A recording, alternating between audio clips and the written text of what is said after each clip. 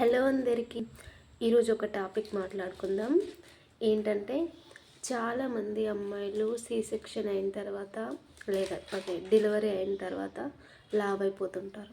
ఎందుకంటే ఒక్కొక్కరి బాడీ ఒక్కొక్కలా ఉంటుంది. కొందరు బాగా తిన్నా సరే సన్నగానే ఉంటారు, కొందరు ఏం తినకపోయినా కూడా లావ్ అవుతారు. ఎందుకంటే ఒక్కొక్కరి బాడీ ఒక్కొక్కలా ఉంటుంది అన్నమాట.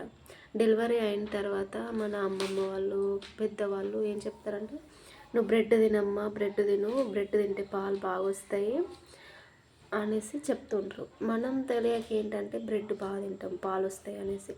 కానీ బ్రెడ్కి పాలకి అసలు సంబంధమే ఉండదు. బ్రెడ్ దేంతో తయారు చేస్తారు?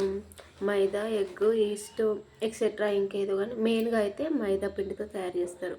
మైదా పిండి అనేది మన ఆరోగ్యానికి అసలు అంత మంచిది కాదు. మనం అప్పుడు ఆ టైంలో ఏం తినం. డెలివరీ అయిన టైంలో బ్రెడ్ తినడం వల్ల ఏమవుతుందంటే ఫ్యాట్ ఎక్కువ రావడం, పొట్ట రావడం, బ్రెడ్ సరిగ్గా డైజెషన్ అనేది కాదు కొందరికి. కాబట్టి పెద్దవాళ్ళ మాట విని ఎక్కువ బ్రెడ్ తీసుకోకండి డెలివరీ అయిన తర్వాత. దాని ద్వారా పొట్ట వస్తుంది అండ్ కొందరు లావ్ అవుతారు కూడా.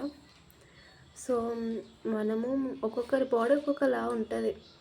కొందరు ఏం తినకపోయినా కూడా లావ్ అవుతూనే ఉంటారు, కొందరు తిన్నా కూడా సన్నగానే ఉంటారు.